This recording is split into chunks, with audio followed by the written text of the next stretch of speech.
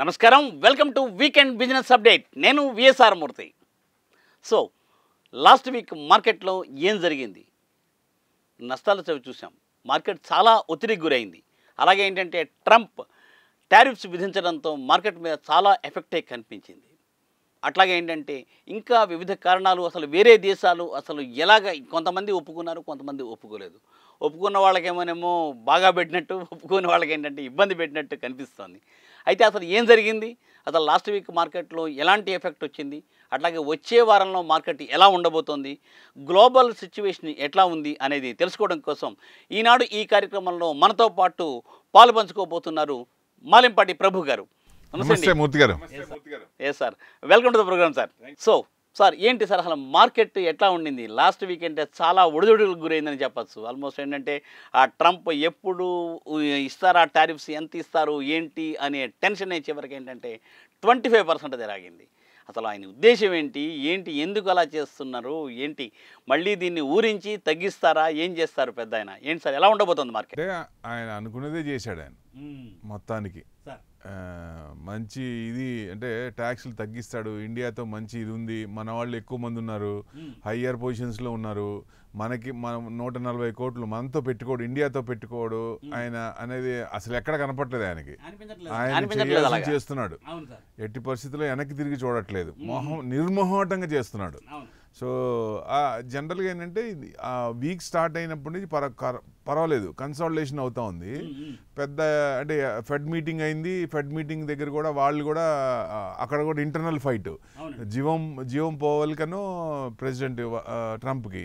So ఆయనేమో interest తగ్గించమని, ఇదేమో మీరు టరీఫ్లు కంట్రోల్ చేయండి, ఆటోమేటిక్గా ఇంట్రెస్ట్లు తగ్గుతాయి, అప్పుడు నేను తగ్గిస్తా అంటాడు ఆయన. సో డెఫినెట్గా ఆయన చెప్పిన మాట లేదు, ఆయన బాగా ప్రెషర్ పెట్టిండు. ఆయన లాస్ట్లో ఆయన దారిలోకి వచ్చి నెక్స్ట్ క్వార్టర్కి కట్ చేస్తారన్న ఫీల్ ఆయన జీవం పవల్ కూడా మార్కెట్కి ఇచ్చారు. సో తర్వాత మనది ఇప్పుడు మన పాలసీ కూడా ఉంది. సో మన ఇన్ఫ్లేషన్ కంట్రోల్ ఉంది, వాళ్ళది 2.1, మనది కూడా మామూలుగా చూస్తే 2.1. ఇది దాదాపుగా వాళ్ళది 2.1 అంటే వాళ్ళ ఎక్స్పెక్టేషన్ బిలో 2.1, మన ఎక్స్పెక్టేషన్ 3 కంటే బిలో ఉందంటే ఫ్యాంటాస్టిక్ కదా. అంతే కదండి. కాబట్టి మన ఇంట్రెస్ట్లు అయితే తగ్గే అవకాశాలు ఎక్కువ ఉన్నాయి. నెక్స్ట్ క్వార్టర్, ఆ పై క్వార్టర్ కూడా తగ్గే ఛాన్సెస్ ఉన్నాయి. మెయిన్ మనకి కార్పొరేట్ రిజల్ట్స్ చూస్తే మనకి రెండే అనుకున్నాం, ఒకటి ట్రంప్ టారిఫ్స్, రెండోది కార్పొరేట్ రిజల్ట్స్. కార్పొరేట్ రిజల్ట్స్ వచ్చిన మేజర్ వన్నీ దాదాపుగా అయిపోయినట్టే, అసలు ఆశాజనకంగా లేదు సార్, ఆ రేంజ్ లో లేదు. సో అంటే 50% అప్పు, 50% మంచిగా ఉన్నాయి, 50% పోయినాయి అనుకోవచ్చు. అసలు ఎట్లా ఉన్నది తెలియలేదు అసలు, మొత్తం అసలు చాలా ఆశ పెట్టుకున్నాం. అంటే ఆశ నిరాశ అన్నట్టు, నిరాశ అయింది అది. సో మేజర్ ఐటీ బాగా కొట్టేశారు, మోర్ దెన్ 20%.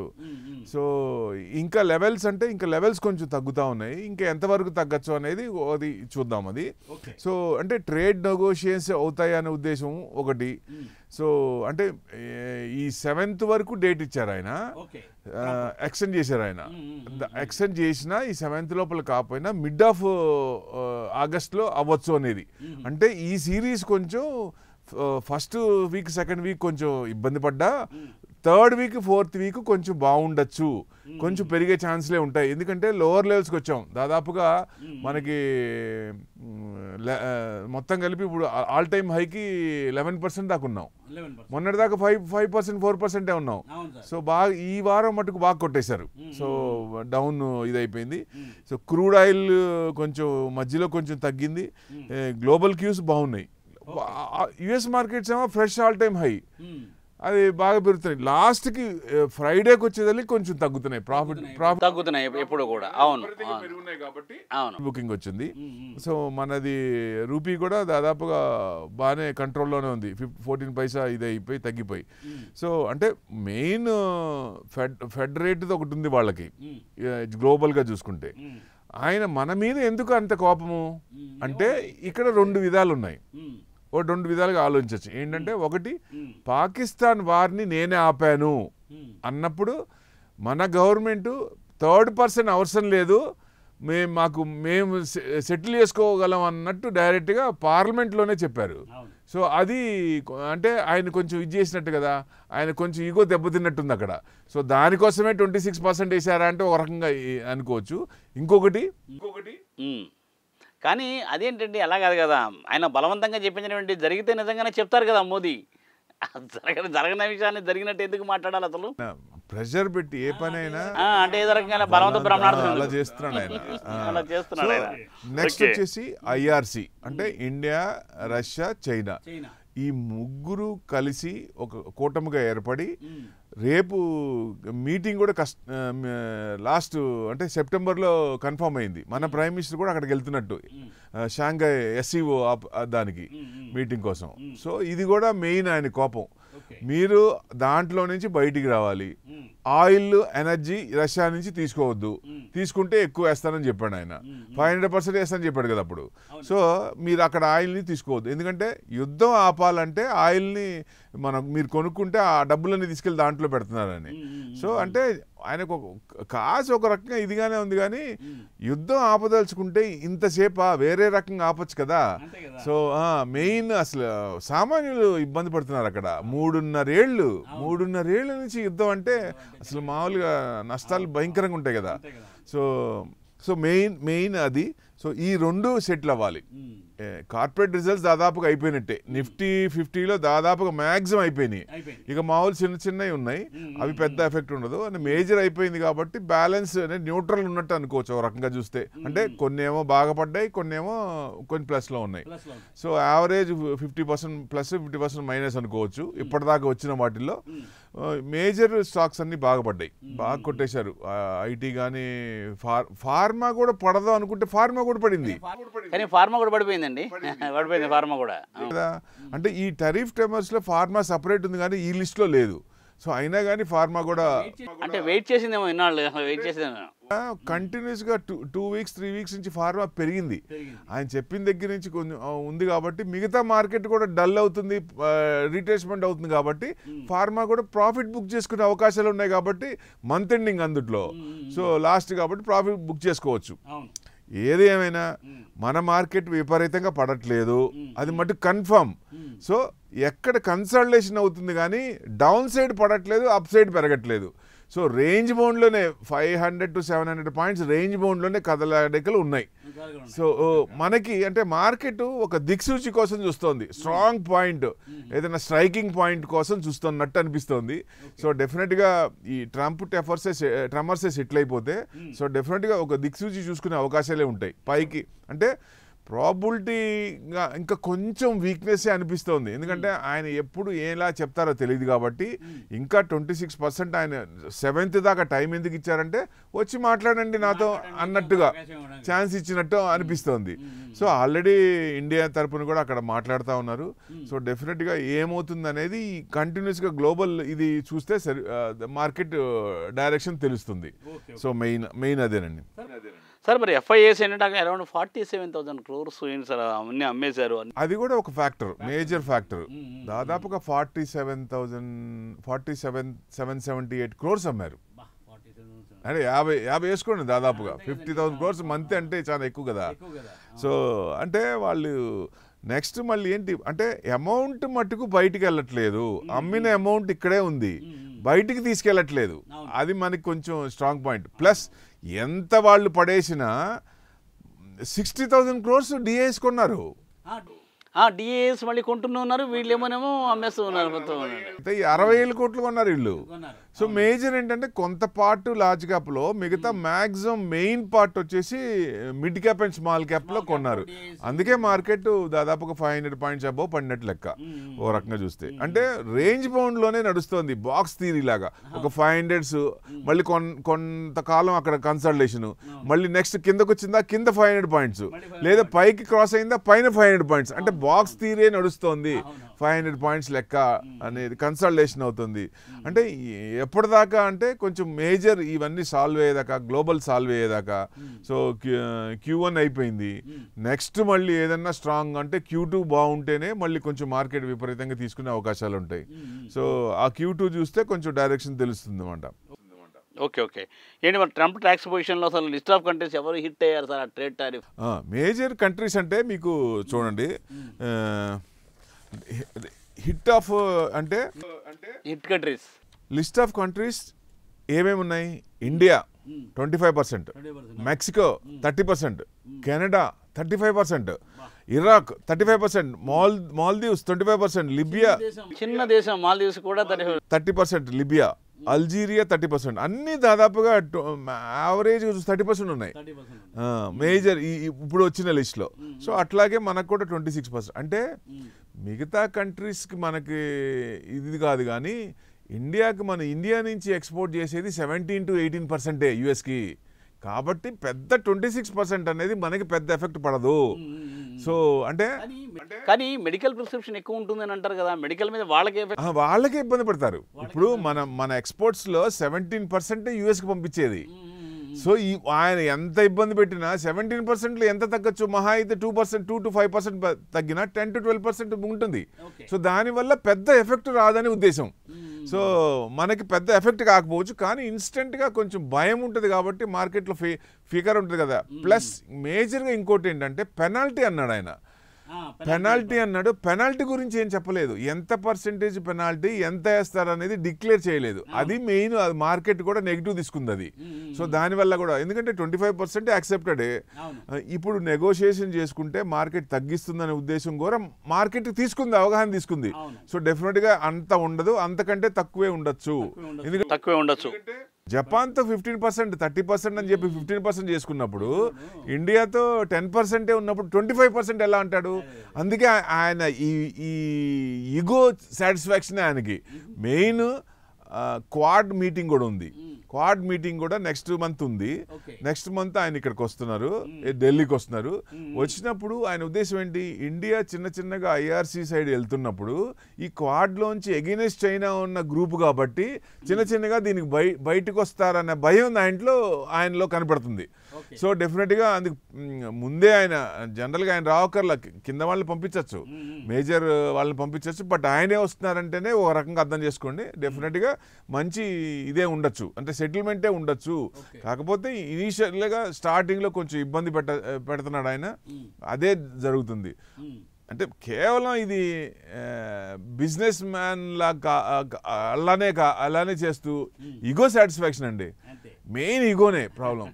ఇప్పుడు ఎంత ఏమన్నా, ఎంత ప్రెషర్ పెట్టినా మన ప్రైమ్ మినిస్టర్ కానీ మన గవర్నమెంట్ కానీ అస్సలు దానికి ఫికర్ చేయట్లేదు, టెన్షనే తీసుకోవట్లేదు. చూడండి, సో ఎప్పుడు ఎలా అటాక్ చేయాలి, ఎప్పుడు ఎలా చెప్పాలి. మనం ఏంటంటే 4th పొజిషన్ నుంచి 3rd పొజిషన్కి ఉన్నాం జీడిపిలో. భయపడాల్సిన పని లేదు. ఒకప్పుడు ఇండియా కాదు కదా. సో డెఫినెట్గా ఆన్సర్ మంచిగా మన వాళ్ళకి ధీటైన ఆన్సర్, ధీటైన జవాబు చెప్పగలుగుతున్నారు తప్పనిసరిగా. అంటే కొన్ని కంట్రీస్ ట్రేడ్స్ ఆల్రెడీ తీసుకున్నాయి. అవేంటి? సౌత్ కొరియా సైన్ చేసింది 15%, యూరోపియన్ 15%, తర్వాత జపాన్ 15%, ఫిలిప్స్ 19%, ఇండోనేషియా. కానీ జపాన్కి తక్కువ కదా 15% అంటే తక్కువ సార్. 30% 15% చేశాడు. ఏంటి మరి దాంట్లో మొదలపు ఏంటి? వాళ్ళు ఏం చేశారు? $550 బిలియన్ యుఎస్లో ఇన్వెస్ట్మెంట్ చేస్తామని చెప్పారు. ఓహో, ఏదో ఒకటి ఆశ చూపించాలి, అది మెయిన్ కారణం, అదొకటి. సో మెయిన్ ఆయన చెప్పింది విన్నట్టు మాట, అందుకనే సాటిస్ఫాక్షన్. ఇండోనేషియా 19%, వియత్నాం 20%, చిన్న కంట్రీ, యూకే 10%. సో ఇవన్నీ యూరోపియన్ కంట్రీస్, వాళ్ళ దాంట్లోనే ఉన్నవి, వెస్టర్న్ కంట్రీస్ దాంట్లోనే. వాటికి కూడా ఇస్తున్నాడంటే ఇంకా అర్థం చేసుకోవచ్చు ఆయన్ని. సో డెఫినెట్గా ఈ ఎంతవరకు పోతుంది అనేది మనం మిగతా కంట్రీస్ కానీ చిన్నగా అంటే 10 to 15% రావచ్చు మ్యాక్సిమం. మనకి ఎంత పర్సెంటేజ్ వస్తుందని ముఖ్యం. డెఫినెట్గా 25% కంటే బిలోనే ఉండొచ్చు. పాజిటివ్ న్యూసే రావచ్చు. మేబీ 2nd వీక్ వస్తుందా, 3rd వీక్ వస్తుందా అనేది వాళ్ళు వచ్చిన తర్వాత లాస్ట్ వీక్లో సెటిల్ అవుతుందా, లేదా 7th లోపల ఏమన్నా ఒక మనకి ఫైనల్ పాజిటివ్ న్యూస్ ఏమైనా వస్తుందా. పాజిటివ్ న్యూస్ మళ్ళీ 3. సో అంటే ready to take off market చూస్తోంది. కానీ ఇక్కడి నుంచి ఆయన ఏదన్నా కొంచెం నెగిటివ్గా చేసినా మళ్ళీ ఇంకా కొంచెం ఛాన్సులు పడేటట్టే ఉంది, ఇంకా కొంచెం ఛాన్స్ ఉంది ఇంకా. సో అంటే డౌన్ సైడ్ ఇంకా తగ్గలేదు. అంటే ఆయన తీసుకునే డిసిషన్స్ బట్టి ఇక్కడ మార్కెట్ ఉండొచ్చు. సో అది మనం అబ్జర్వ్ చేయాలి డెఫినెట్గా. సరే, ఇంకా ఇంపార్టెంట్ మీటింగ్స్ ఏమున్నాయి? ఇప్పుడు మామూలుగా ఫెడ్ మీటింగ్, ఆర్బీఐ మీటింగ్ ఏదో ఉందని కూడా మనం అనుకున్నాము. మేజర్ ఇక్కడ చూస్తే మీకు ఇక్కడ చూడండి, August 1 జిఎస్టీ డేటా ఉంది. GST data, okay. ఇన్సూరెన్స్ మీద ట్యాక్స్ తీసేస్తున్నారు. అది మెయిన్. ఎందుకంటే ప్రీమియమ్స్ కడతారు కదా, క్వార్టర్ కానీ హాఫర్లీ కానీ ఇయర్లీ అని, దాని మీద ట్యాక్స్ తీసేస్తున్నారు, జిఎస్టీ తీసేస్తున్నారు. అది డిసిషన్ రావాలి.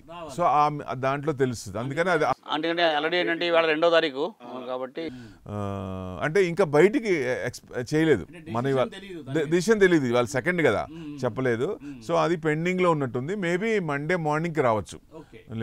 నెక్స్ట్ 3rd OPEC మీటింగ్ ఉంది, ఆయిల్ కంట్రీస్, సండే. అది కూడా కొంచెం ఇంపార్టెంట్. ఆయిల్ వాళ్ళు ఎందుకంటే కంట్రోల్ టైట్ చేస్తున్నారా, మళ్ళీ కొంచెం ఎక్కువ ప్రొడక్షన్ తీస్తున్నారా అనే దాన్ని బట్టి రేట్ ఉంటుంది కాబట్టి అది కూడా ఇంపార్టెంట్. నెక్స్ట్ 4th నుంచి అంటే 3 days, August 4th నుంచి 3 days ఎంపీసీ మీటింగ్ ఉంది, అంటే ఆర్బీఐ మీటింగ్ ఉంది. సో దాని అవుట్పుట్ 6th వస్తుంది. 6th decision maybe 25 basis points market expect చేస్తుంది. సో రేట్ కట్ అయ్యే అవకాశాలు ఎక్కువ కనపడుతున్నాయి. So August 7th Nifty expiry. So ఈ August 8th ఫారెక్స్ రిజర్వ్స్ ఎంత ఉన్నదని డిక్లేర్ చేస్తారు. అది కూడా మనకి దాదాపుగా $700 billion. సో మనకి బాగా పెరిగినాయి. యుఎస్కే చాలా తక్కువ ఉన్నాయి ఫారెన్, అది ట్రేడ్ డెఫిసిట్లో ఉన్నది యుఎస్. సో మనం ట్రేడ్ సర్ప్లస్లో ఉన్నాం. సో అందుకే మెయిన్ అసలు ఇంకో రకంగా $50 billion అబవ్ ఉన్న కంట్రీస్ మీద అన్ని ట్యాక్స్ వేస్తున్నాడు ఆయన. అంటే ఆ ట్రేడ్ దీన్ని బ్యాలెన్స్ చేసుకోవడానికి ట్యాక్స్ వేసి బ్యాలెన్స్ చేసుకుందాం ఉద్దేశంతో ఉన్నట్టున్నారు. ఆయన అలాగా కంట్రీస్ కన్నా ఎక్కువ వేస్తున్నాడు ఆయన. సో మన మీద అసలు ఏం కోపం ఆయనకి? మనం ఇప్పుడు మన వాళ్ళే అక్కడ ఉండి పని చేస్తుంటే వాళ్ళే పని చేయరని వాళ్ళే చెప్తున్నప్పుడు, వాళ్ళ మిలిటరీనే డిక్లేర్ చేసింది వాళ్ళు రిక్రూట్మెంట్ చేయరని. ఎందుకంటే వాళ్ళ బాడీలో అంతా లిక్కరే ఉంటుందని. సో వాళ్ళ మిలిటరీనే తీసుకోదు వాళ్ళకి. అట్లాంటిది మన వాళ్ళని తీసుకొని అక్కడ పెట్టుకున్నప్పుడు జాబ్స్ అన్ని ఆయన ఎందుకు ఇంత రివర్స్ అంటే మెయిన్ ఇగో ఇది ప్లస్ ఇట్లాంటివన్నీ చిన్నవి ఉంటాయి కాబట్టి. సో డెఫినెట్గా ఒక పెద్దన్న పొజిషన్ ఉన్నప్పుడు ఇలాంటివి చేయకూడదు. So they are defaming like anything at any cost. అంతే కదండి. అవునవునవును, డిఫేమింగ్, డీడాలరైజేషన్ అవుతుందనే భయం ఆయనకి మెయిన్. ఎందుకంటే మెయిన్ బ్రిక్స్ నుంచి బయటికి రమ్మంటాడు ఆయన. ఆయన ఎవరు మనల్ని చెప్పడానికి? మన మీద కంట్రోల్ చేయడానికి ఆయన ఎవరు? నుంచి మీరు బయటకు వచ్చేయండి, లేకపోతే రష్యా నుంచి ఆయిల్ కొనొద్దు, ఎనర్జీ తీసుకోవద్దు, ఇట్లా అంటే కండిషన్స్ పెడతాడు ఆయన. ఇప్పుడు అది కరెక్ట్ కదగా. ఇప్పుడు ఏదన్నా పెద్దన్న పొజిషన్లో ఉన్నప్పుడు ఇంకా హెల్ప్ చేయాలి. డెవలపింగ్ కంట్రీస్, అప్కమింగ్ కంట్రీస్ ఇంకా డెవలప్ చేస్తే, సపోర్ట్ చేస్తే బాగుంటుంది. ఇంకో రకం చూస్తే డెడ్ ఎకానమీ అన్నాడు ఆయన. అది ఎంత తప్పండి. డెడ్ ఎకానమీ ఏంటి? డెడ్ ఎకానమీ ఎవరిది? $36 trillion మీద అప్పు ఉంది. మనది ఎంత ఉంది? $2 trillion అప్పు. ఎంత తేడా ఉంది? మీరు 1% అంటే 1 trillion above you are paying interest ప్రతి సంవత్సరం. అసలు డెట్ ఎకానమీని ఎట్లా అంటారు మీరు? ఏ రకంగా అంటారు? సో ఇది కూడా రాంగ్ అసలు ఒక రకంగా చూస్తే. ఎందుకంటే మెయిన్ ఆయన అంటే ఒక యుఎస్ ప్రెసిడెంట్ కాకుండా ఒక బిజినెస్ మ్యాన్ టైప్లో ఉన్నట్టుంది. అట్లనే చేస్తున్నట్టు అంటే ఆయన ఆధిపత్యం చూపించుకోవడానికి ఎక్కువ ఆయన తాపత్రయం. అంతే మెయిన్ అదే కనపడుతుంది. ఆయన ఆధిపత్యం ఏదో రకంగా ఏంటంటే ఆయన్ని ఇది చేయాలి, ఆయన ఈగో సాటిస్ఫై కావాలనే ఉద్దేశమే కనిపిస్తుంది. నెక్స్ట్ వచ్చేసి లెవెల్స్ చూద్దాం. ఇప్పుడు నెక్స్ట్ ఏంటి? మొన్న ఫ్రైడే ఎక్కడ క్లోజ్ అయిందండి? 24,565 దగ్గర క్లోజ్ అయింది. అంటే మనం మేజర్ ఏమనుకున్నాం, 24,900 కట్ కాకూడదు, 24,900 అబవ్ ఉండాలి. అబవ్ ఉంటేనే కొంచెం 25% బూలిష్ జోన్లోకి వచ్చినట్టు పైకి. సో ఇప్పుడు డౌన్ సైడ్ ఉన్నాం, అంటే బేరిష్ జోన్లోకి వస్తున్నాం. మ్యాక్సిమం ఎక్కడ వరకు సపోర్ట్ లెవెల్స్ ఉన్నాయంటే 24,500 వరకు ఉంది. సో 24,500 కట్ కాకూడదు ఈ వారం. ఒకవేళ మళ్ళీ ఈయన కొంచెం టెన్షన్ తెచ్చి నేను 25 కాదు, లేకపోతే పెనాల్టీ ఇంకా నేను 200% వేస్తాను, 100% వేస్తాను అని ఇంకా ఏదైనా చెప్పి అలాంటిది ఏదైనా తెస్తే అది కూడా కట్ అయిపోయి దాదాపుగా 24,000 వరకు, అంటే 24,280 ఆ 24,000 అక్కడ వరకు వెళ్ళే ఛాన్స్ కనపడుతున్నాయి.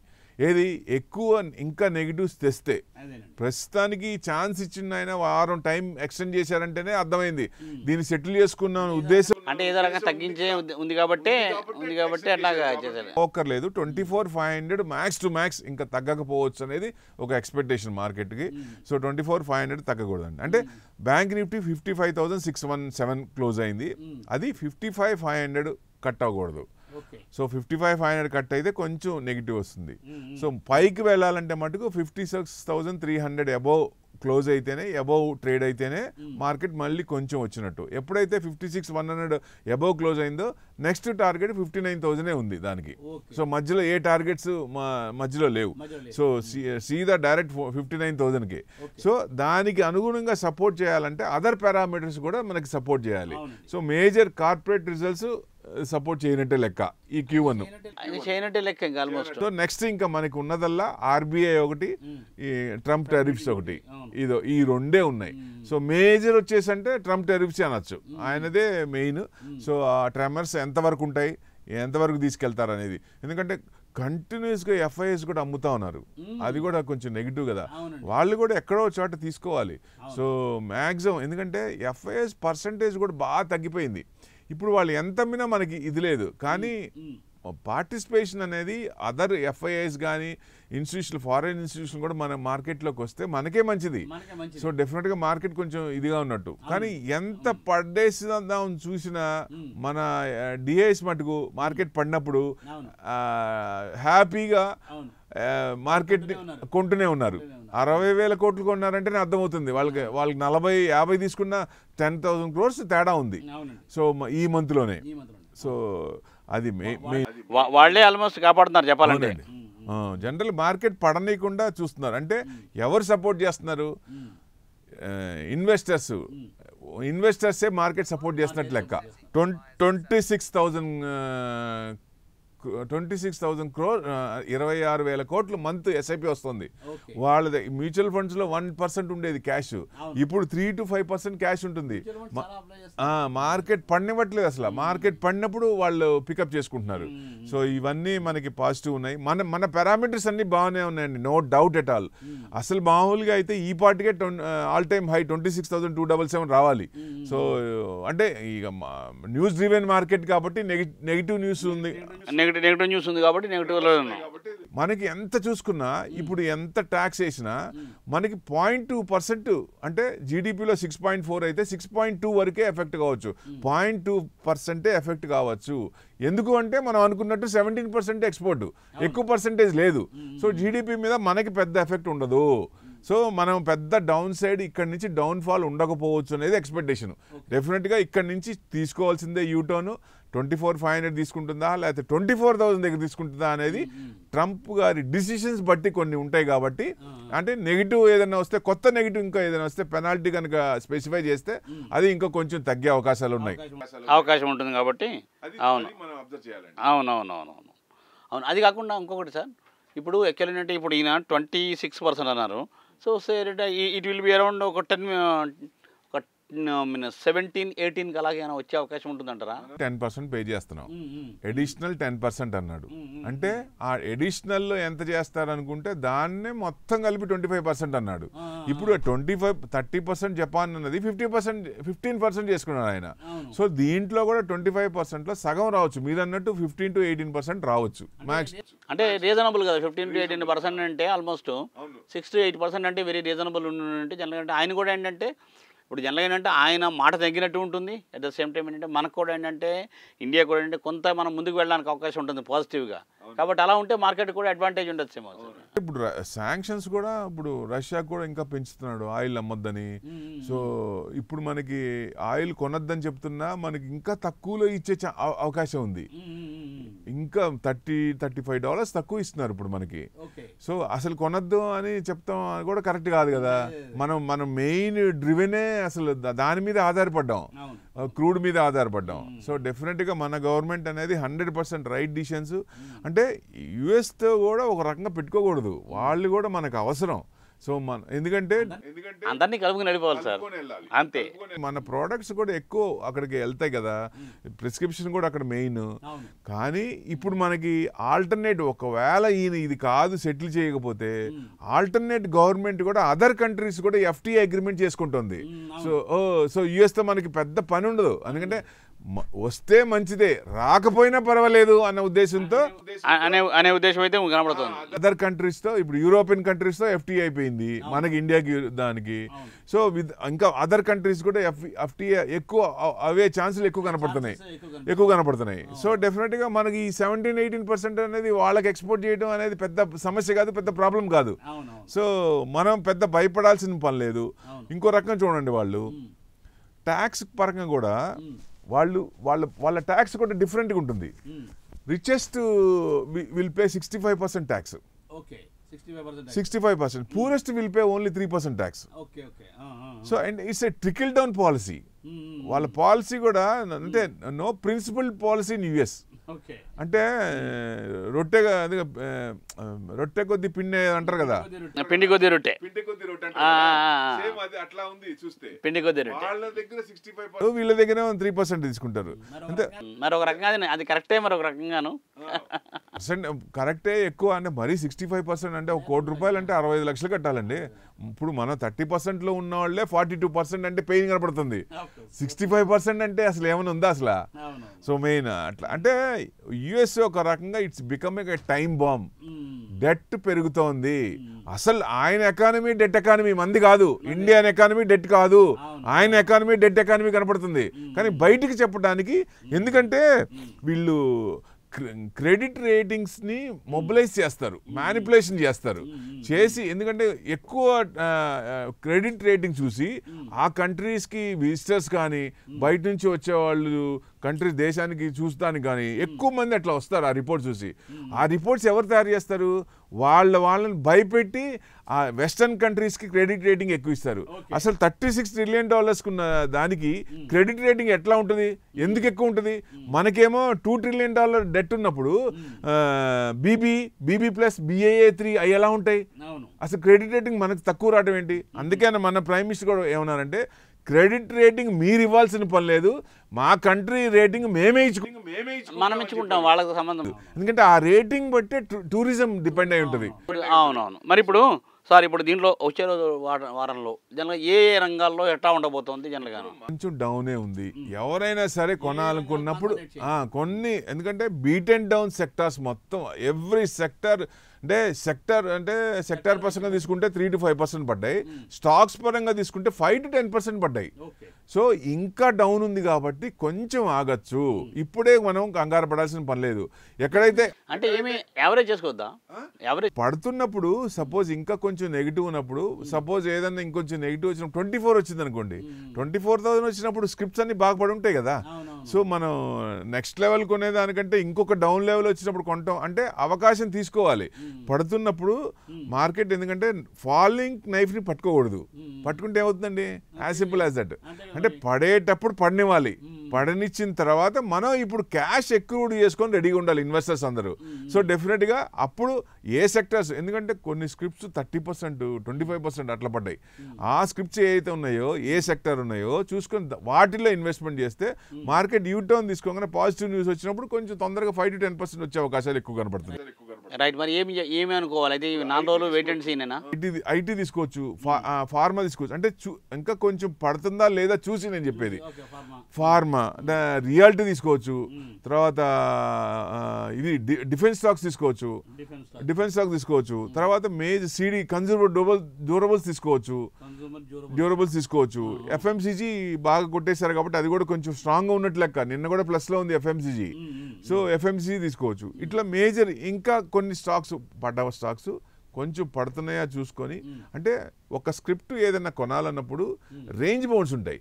సో డౌన్ సైడ్ ఉన్నప్పుడు కొంచెం ఆగి, ఎందుకంటే మనకి యావరేజ్ రేట్ తగ్గుతుంది కాబట్టి కొన్న రేట్ పైన ఎక్కడో కొంటాం, మళ్ళీ కొన్నప్పుడు యావరేజ్ రేట్ బాగా డిస్టెన్స్ ఎక్కువ ఉన్నప్పుడు మీన్ యావరేజ్ బాగా ఇదవుతుంది. సో డెఫినెట్గా మార్కెట్ యూటర్న్ తీసుకోవడంగా తొందరలో ప్రాఫిట్లో వస్తాం. సో అది మనం కొంచెం డిఫరెన్స్ అనేది ఎక్కువ ఉంటే బెస్ట్ అని ఉద్దేశం. అందుకని కొంచెం వెయిట్ అండ్ సీ పాలసీలో చూసి ఇన్వెస్టర్స్ అప్పుడు ఇన్వెస్ట్మెంట్ చేస్తే మంచిదని ఉద్దేశం.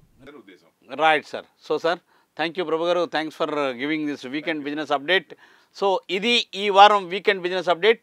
సో సోమవారం ఉదయం 9:30 ప్రసారం అయ్యి బిజినెస్ ప్రైమ్ టైంలో మేకా వెంకట్ గారితో కలుసుకునే ప్రయత్నం చేద్దాం. సో చూస్తూనే ఉండండి ప్రైమ్ 9. నమస్తే.